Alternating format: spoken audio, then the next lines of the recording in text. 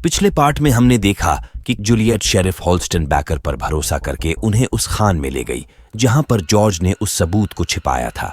ये सीढ़ियों से होकर सबसे निचले स्तर पर पहुंचे। सबसे पहले इस औजार को जूलियट ने इसी बॉक्स के अंदर देखा था। इसमें कुछ पुरातत्विक सामान थे। पुरातत्विक सामान के बारे में जिनको पता नहीं है, बताते चले कि ये वे वस्तुएं होती हैं जो मानव सभ्यता के अतीत से संबंधित होती हैं और जो अतीत के जीवन, संस्कृति और समाज के बारे में जानकारी प्रदान करती हैं। अगर जॉर्ज इस सामान के साथ पकड़ा जाता तो खामखा जूलियट भी उसके साथ फंस जाती। इसीलिए उसने जूलियट के साथ रिश्ते की मंजूरी नहीं ली थी।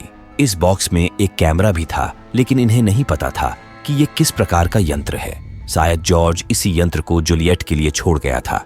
ये कैमरे को टटोल ही रहे थे, तभी जूलियट को वो स्टील वायर का रील मिला जो खाली हो चुका था, जबकि पिछली बार ये रील पूरा स्टील वायर से भरा था।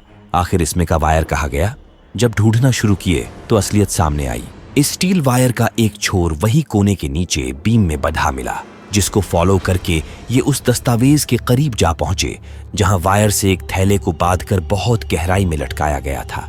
इस थैले में एक हार्ड ड्राइव तथा पुराने डिलीट हुई फाइलों को रिकवर करने का एक लेख मिला।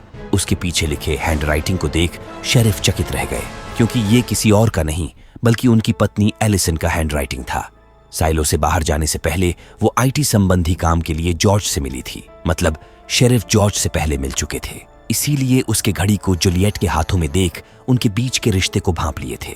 शायद इस हार्ड ड्राइव में जॉर्ज के मरने तथा एलिसन के बाहर जाने का राज छिपा हो सकता है, लेकिन शेरिफ को इस सब की नहीं बल्कि साइलो को सुरक्षित रखने की चिंता थी। इस हार्ड ड्राइव में कुछ ऐसा हो सकता है जो आम जनता के बीच आने पर अंतर्युद्ध शुरू करा सकता है। इसीलिए वो इसे नष्ट करना ही सही समझे, जिस पर जूलियट चिल्ला पड़ी कि इससे जॉर्ज के कातिलों का कभी भी पता नहीं चल सकेगा। और ये भी कि तुम्हारी पत्नी मरने के लिए बाहर क्यों गई? तुम्हें अपनी पत्नी की नहीं बल्कि औरों की पड़ी है। शायद अगर तुम उसकी बात सुनते तो वो अब भी जिंदा होती। कहीं ना कहीं ये बात सही भी था, जिसने शेरिफ को झकझोर कर रख दिया। आखिर में वो इस नतीजे पर पहुंचे कि वो जॉर्ज के केस को जारी रखेंगे और इस हार्ड ड्राइव में क्या है पता चलते ही जूलियट को खबर करेंगे। पर वो तो कुछ बताए बिना ही बाहर चला गया। खैर, जूलियट ने सारे राज शेरिफ को नहीं बताए थे। उसके पास अभी भी कुछ ऐसे राज है जिसे केवल जानने भर से जुडिशल के गुंडे उन्हें साइलो से बाहर कर देंगे। इसीलिए वो ये बात न शेरिफ से जिक्र की थी और ना ही मार्था को बताई। दूसरी ओर शेरिफ के पद के लिए उम्मीदवारों की सूची जारी हो चुकी थी, जिसे लेकर डेप्यूटी मार्नेस मेयर पुष्पा के पास पहुंचे। सूची में 4 उम्मीदवार थे और चारों के चारों जुडिशल के शागिर्द थे। अगर शेरिफ अपना वारिस चुनकर गए होते तो इन्हें ये दिन न देखना पड़ता। तभी मार्न्स ने बताया कि वो अपना वारिस चुनकर गया है। हालांकि ये वाहियात है, इसलिए मार्न्स इस बात का जिक्र मेयर से नहीं करना चाहते थे। असल में शेरिफ इस खत के माध्यम से जूलियट निकोलस को अपना वारिस चुने थे, जो डीप डाउन में इंजीनियर है। वो एक इंजीनियर को भला शेरिफ क्यों बनाना चाहेगा? हालांकि फिर भी पुष्पा एक बार उस इंजीनियर से मिलने की इच्छा जाहिर की।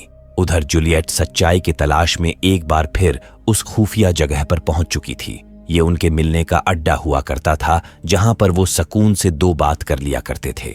उन दिनों इन भारी भरकम रस्सियों को देख जूलियट ने जॉर्ज से सवाल भी किया था, जिस पर उसने बताया था कि साइलो के सबसे निचले हिस्से में एक दरवाजा है। उसी दरवाजे तक जाने के लिए उसने इन रस्सियों का जुगाड़ किया था। हालांकि जूलियट पानी से बहुत डरती थी, इसलिए वो जॉर्ज के साथ उस तरफ झांकने तक नहीं गई।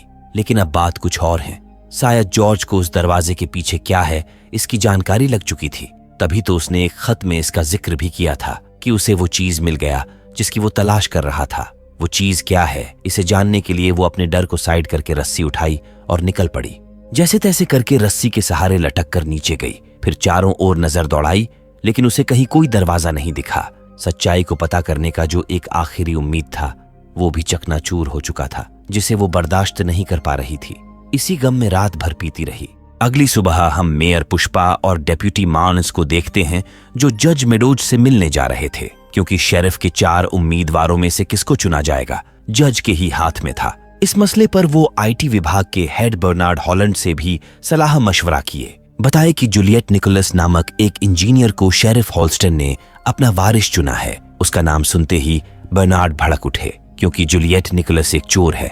वो उसे अच्छी तरह से जानते हैं। कुछ महीने पहले उसने उनके सर्वर में यूज होने वाले हीट टेप के 4 बक्से चुराए थे।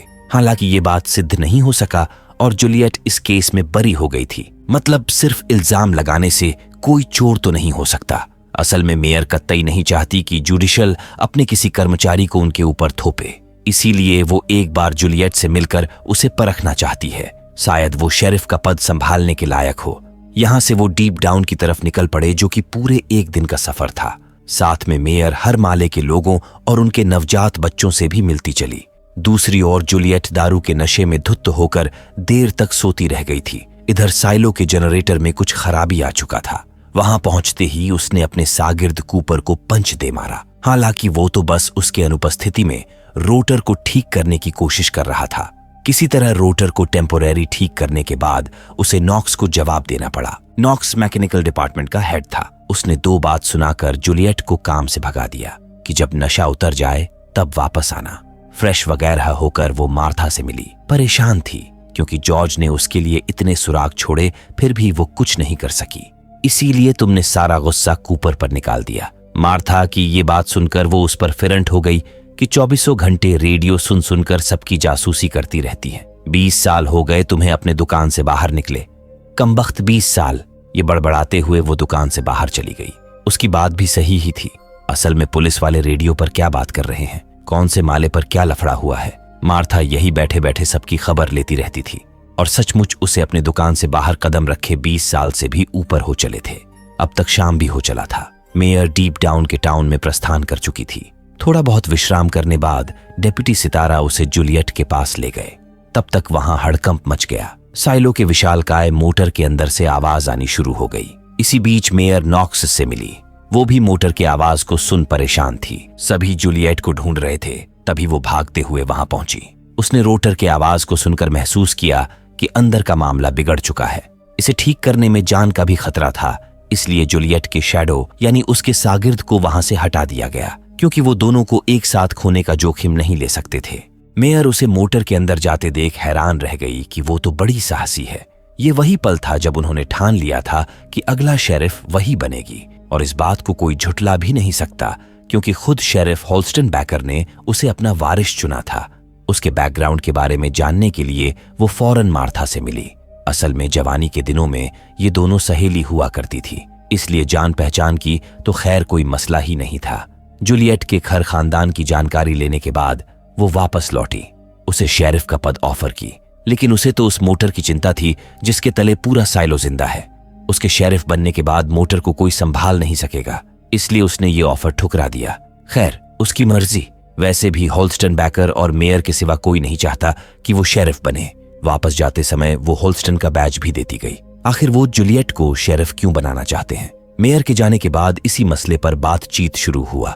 बातों ही बातों में डेप्यूटी सितारा की नजर होल्स्टन के बैज के पिछले हिस्से पर पड़ी, जिस पर लिखा था ट्रूथ, जिसका मतलब होल्स्टन चाहते थे कि वो शेरिफ बनकर सच्चाई का पता लगाए। जैसे ही ये बात उसके भेजे में उतरी, वो भागकर वापस मेयर के पास गई। बताई कि वो शेरिफ बनने के लिए तैयार है, पर इसके लिए उसकी एक शर्त है। उसे साइलो के मोटर को शट डाउन करने की परमिशन चाहिए ताकि वो रोटर को पूरी तरह ठीक कर सके। हालांकि ये 140 साल के रिकॉर्ड में पहली बार होगा जब साइलो के मोटर को बंद किया जाएगा। एक बड़ी समस्या ये भी थी कि साइलो की बिजली जाते ही यहां अराजकता फैलते देर नहीं लगेगी। पर उस दिन क्या होगा जब रोटर टूटकर चकनाचूर हो जाएगा और वो हमेशा के लिए अंधेरे में रहने को मजबूर हो जाएंगे। वैसे भी आज नहीं तो कल रोटर टूटने ही वाला है। काफी सोच विचार करने के बाद मेयर उसकी शर्त मान गई। अगले ही पल इस बात की घोषणा भी कर दी गई कि रात 10 बजे के बाद रिपेयर के लिए साइलो के मोटर को बंद किया जाएगा, जिसके चलते कुछ घंटे के लिए बिजली नहीं रहेगी। इस दरमियान सभी साइलो वासियों को सेफ जोन या फिर अपने घरों में रहना है। अगर कोई इस नियम का उल्लंघन करते हुए दिखा तो उसे बख्शा नहीं जाएगा। उनके इस डिसीजन से बर्नार्ड हैरान थे, तो वही मैकेनिकल रूम में इस पर चर्चा शुरू हो चुकी थी। जूलियट ने बताया कि पहले वो मोटर के बाहरी परत को खोल करके पता करेंगे कि दिक्कत कहां आ रही है। फिर नॉक्स स्टीम पाइपलाइन बंद करेगा, जिसके बाद ये उस खराब हुए पार्ट को रिपेयर कर देंगे। हालांकि ये इतना आसान भी नहीं था। स्टीम पाइपलाइन बंद करते ही प्रेशर बढ़ने लगेगा और ये उसे कंट्रोल भी नहीं कर सकते, क्योंकि साइलो के टरबाइन को चलाने के लिए स्टीम नीचे से आता है। कहां से आता है, इन्हें इसके बारे में कुछ भी नहीं पता। हालांकि साइलो को बनाने वालों ने टरबाइन पर एक्स्ट्रा प्रेशर न पड़े, इसलिए इस टैंक को बनाया है, जिसके अंदर भाप इकट्ठा होकर टरबाइन में जाता है। उस टैंक को बंद करने के बाद लगभग इन्हें आधे घंटे का समय मिल सकता है, यानी आधे घंटे के अंदर सब कुछ निपटाना होगा। उधर साइलो के हर एक पुलिस स्टेशन को सब पर नजर रखने की ड्यूटी सौंप दी गई। मेयर पुष्पा को भी हॉस्टल ले जाने को कहा गया, लेकिन वह वहीं पुलिस स्टेशन में रुकना चाहती थीं। उन्हें डर था कि कहीं डीप डाउन से कोई बागी गिरोह ऊपर आकर 140 साल से चल रही शांति को भंग न कर दे। घड़ी की सुई 10 पर जाते ही शर्ली ने बैकअप शुरू किया। हालांकि ये बैकअप पावर सिर्फ साइलो के सर्वर को मेंटेन रखने के लिए था। कैफेटेरिया का डिस्प्ले भी झपकने लगा, जिससे कुछ माइक्रोसेकंड के लिए डिस्प्ले पर कुछ और ही दृश्य दिखाई दिया। वैसे अगर गौर करें तो फिलहाल रात के 10 बज रहे हैं और रात के 10 बजे बाहर का ऐसा दृश्य होना संभव नहीं है। यहीं पर एक सवाल मन में उत्पन्न होता है, जो बाहर की दुनिया हमें शेरिफ होल्स्टन की नजरों से देखने को मिली, क्या वह भी झूठी है? सच्चाई चाहे जो हो, इधर मोटर के बाहरी परत को डिटैच करने के बाद इन्हें रोटर के फॉल्ट का पता चल चुका था। स्टीम और मोटर को बंद करते ही जूलियट अपने साथी कूपर के साथ ऊपर पहुंच गई। उन्होंने तुरंत उस रोटर ब्लेड को बाहर निकाल लिया जो समस्या पैदा कर रहा था। जूलियट उस ब्लेड को मरम्मत के लिए नीचे भेजने का काम सौंपकर बाकी ब्लेड्स को ठीक करने में लगी थी। तभी वह भारी भरकम रोटर ब्लेड कूपर से फिसलकर नीचे गिर गया।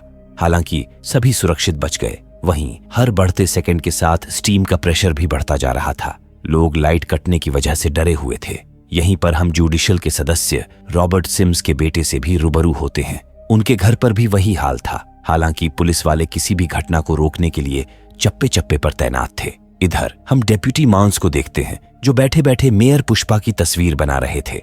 सामने से पुष्पा को आते देख उन्होंने उस ड्राइंग को छिपा लिया।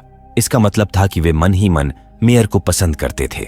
मेयर का भी वही हाल था। वो भी डीप डाउन में डेप्यूटी माउंस के साथ इसीलिए आई थीं ताकि वह जूलियट से मिलने के बहाने कुछ समय उनके साथ बिता सकें। अब तक 20 मिनट हो चले थे और स्टीम टैंक इनके अंदाजे से पहले ही फटने के कगार पर आ चुका था। नॉक्स ने इसकी जानकारी तुरंत जूलियट को दी कि उनके पास कुछ ही मिनट बचे हैं। तापमान रेड लाइन को क्रॉस कर चुका है। इतना सुनना था कि जूलियट सब कुछ कूपर के ऊपर सौंपकर नीचे चली आई। फिर अंदर जाकर उस स्टीम टैंक के ऊपर पानी डालकर ठंडा करने लगी। उसका ये तरकीब काम कर गया। देखते ही देखते तापमान रेड लाइन से बाहर आ गया, जिससे इन्हें कुछ वक्त और तो मिल गया, लेकिन कुछ ही देर बाद तापमान रेड लाइन को दोबारा क्रॉस कर गया। जिस टैंक में खड़े होकर जूलियट पानी डाल रही थी, एक तो उसका पानी गर्म था, ऊपर से भरने के कगार पर भी आ चुका था। फिर भी वो लास्ट तक डटी रही। उधर रोटर ब्लेड की मरम्मत हो चुकी थी। बस जरूरत थी तो उसे सही तरीके से फिक्स करने की। कूपर जैसे तैसे करके ब्लेड को ऊपर खिंचा और टैंक के फटने से पहले रोटर ब्लेड को उसके स्थान पर लगा दिया। किसी तरह जूलियट भी मौत के मुंह से बाहर निकल आई। अगले पल स्टीम वाल्व को खोल दिया गया। मोटर चालू करने के बाद जो सुकून की आवाज आई, भाई साहब सबके दिल गार्डन गार्डन हो गए। किसी ने सच ही कहा है कि अगर टीम एक मत हो तो हारी हुई बाजी भी जीती जा सकती है। अगली सुबह जूलियट के जीवन का नया अध्याय शुरू होने जा रहा था। शेरिफ का पद संभालने से पहले वो मार्था से मिली। साथ में एक अजीब सा यंत्र भी लेकर आई थी जो मार्था ने पहले कभी नहीं देखा था। खैर, बचपन से लेकर अब तक मार्था ने उसके लिए जितनी भी चीजें की थीं, उनके प्रति जूलियट का आभार और सम्मान था। उसने मार्था को धन्यवाद कहा और नई नौकरी में शामिल होने के लिए रवाना हो गई। इधर बर्नार्ड मेयर के इस फैसले से खुश नहीं थे। जनरेटर को बंद करना तथा किसी चोर को शेरिफ बनाना उनके गले नहीं उतर रहा था, पर भौंकने के सिवा वो और कर भी क्या सकते थे। सारा पावर तो मेयर के हाथ में था। जूलियट के शेरिफ बनने की कागजी कार्यवाही भी पूरी हो गई थी। उसी समय मेयर को अचानक से कुछ तकलीफ महसूस हुई। डिप्टी माउंस ने पूछा कि क्या बात है, तो मेयर ने बहाना बनाकर बाथरूम जाने की बात कही, लेकिन बाथरूम में जाते ही वो धड़ाम से गिर पड़ी। गिरने की आवाज सुनकर माउंस ने दरवाजा तोड़ा तो देखा कि मेयर अंदर तड़फड़ा रही थीं। डेप्यूटी मदद के लिए चिल्लाए, लेकिन मेयर को बचाया नहीं जा सका। सुबह तक बर्नार्ड को भी इस घटना की खबर मिल चुकी थी। डिप्टी माउंस गहरे अवसाद में थे। उन्हें शक था कि लौटने के बाद किसी ने उनके पानी की बोतल में जहर मिला दिया था। स्थिति की गंभीरता को देखते हुए बर्नार्ड ने जूलियट को शेरिफ का पद सौंप दिया, क्योंकि जब तक चुनाव नहीं हो जाते द पैक्ट के अनुसार बर्नार्ड ही स्थायी मेयर थे। इन गलियों से होकर जूलियट जब स्टेशन की तरफ निकली तो उसे बचपन के वो सारे दृश्य जहन में घूमने लगे।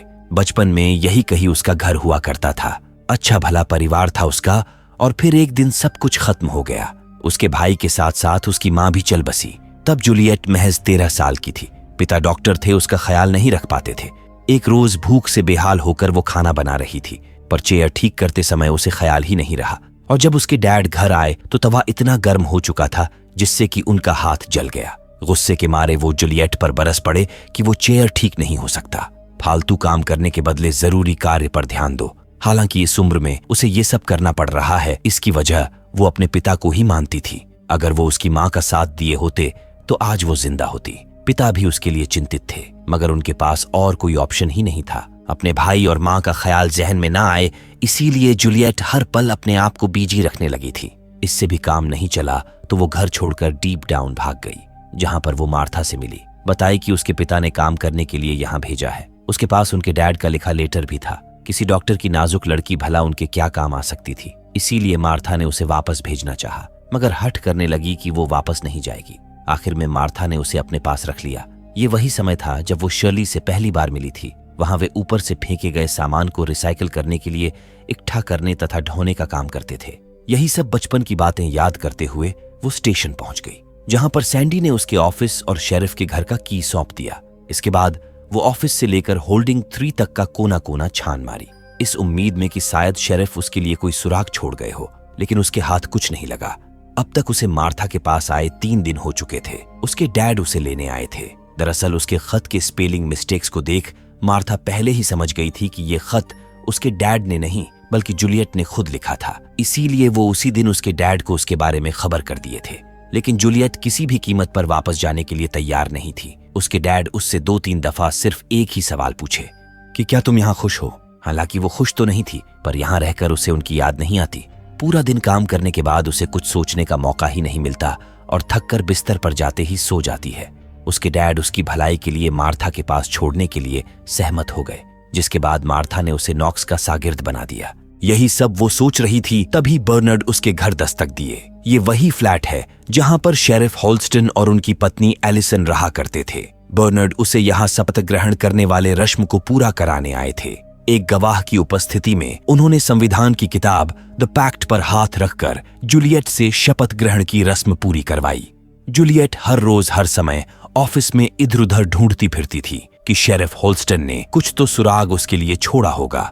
आखिरकार सैंडी के जरिए उसे उस फाइल के बारे में पता चला जो शेरिफ होल्स्टन अगले होने वाले शेरिफ के लिए छोड़ गए थे। इसमें एक नोट था जिस पर लिखा था कि आईने के सामने 2 गुने फूल रखो। हालांकि ये बात उसके पल्ले नहीं पड़ी। इतने में डेप्यूटी माउंस की खबर मिली। पता चला कि वो एक फ्रैंकी नामक आदमी को बुरी तरह पीट रहे थे। उससे उगलवाने की कोशिश कर रहे थे कि उसे जहर कहां से मिला। तब तक जूलियट बीच बचाव करने पहुंच गई। डेप्यूटी चीफ का ही ऐसा रवैया रहा तो बाकी डेप्यूटी को वो कैसे संभालेंगे। काफी बात विचार करने के बाद दोनों के बीच डील हुई। जूलियट मेयर के कातिलों को ढूंढने में उनकी मदद करेगी, जबकि वो जॉर्ज के कातिलों को ढूंढने में।